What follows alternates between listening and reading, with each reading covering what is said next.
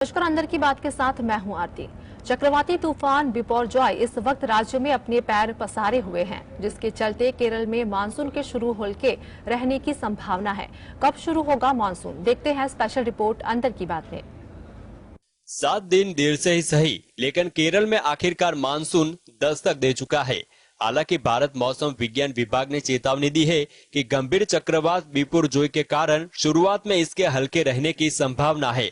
केरल में मानसून 1 जून में आने वाला था, लेकिन इस बार पूरे 7 दिन की देरी के बाद राज्य में बारिश का दौर शुरू हो गया है। केरल में मानसून के पहुंचने की तारीख 1 जून थी, जिसके बाद अब 8 जून को मानसून ने राज्य में दस्तक दी है। आईएमडी के मुताबिक दक्षिण पूर्व अरब सागर के ऊपर कम दबाव का क्षेत्र बनने और इसमें तेजी आने के कारण चक्रवाती हवाएं मानसून के केरल तट की ओर आगमन को गंभीर रूप से प्रभावित कर सकती है। हालांकि पहले ही मौसम विभाग ने केरल में 8 जून को मानसून की संभावनाएं जताई थी। आईएमडी के मुताबिक चक्रवाती तूफान बिपरजॉय के चलते अगले 48 घंटों के दौरान मध्य अरब सागर, तमिलनाडु, कर्नाटक, दक्षिण पश्चिम पूर्वोत्तर बंगाल की खाड़ी, पूर्वोत्तर राज्यों और केरल में बाकी हिस्सों में मानसून के आगे बढ़ने के लिए परिस्थितियां अनुकूल है। मानसून की स्थिति को देखते हुए मौसम विभाग ने मछुआरों को समंदर में न जाने का अलर्ट पहले ही जारी कर दिया था। Bureau report, GSTV। कर्नाटक विधानसभा चुनाव में शानदार जीत हासिल करने वाली कांग्रेस को इस बार राज्य के हर इलाके में जोरदार समर्थन मिला। कांग्रेस न केवल अपना गढ़ बचाने में सफल रही, बल्कि वो जेडीएस और बीजेपी के मजबूत किले की भेदने में भी सफल रही। क्या अब कर्नाटक में कांग्रेस को हराने के लिए बीजेपी जेडीएस एकजुट होंगे या फिर कर्नाटक में चलेगा मोदी मैजिक, देखते हैं स्पेशल रिपोर्ट। कर्नाटक में कांग्रेस की शानदार जीत के बाद बीजेपी ने दक्षिण भारत में सहयोगियों की तलाश शुरू कर दी है। कर्नाटक में भी बीजेपी पूर्व प्रधानमंत्री HD देवेगौड़ा और उनके बेटे कुमारस्वामी के पक्ष जेडीएस में शामिल होने पर विचार कर रहे हैं। जेडीएस के राजनीतिक अस्तित्व पर भी खतरा मंडरा रहा है, क्योंकि कर्नाटक में मुस्लिम वोट कांग्रेस की ओर चले गए हैं। इस वजह से जेडीएस भी बीजेपी के साथ गठबंधन करने को आतुर नजर आ रही है। इस मुद्दे पर पूछे जाने पर HD देवेगौड़ा ने हैरानी से सामने सवाल करते पूछा, मुझे कोई ऐसी पार्टी दिखाओ जिसने बीजेपी के साथ किसी तरह का गठबंधन नहीं किया हो।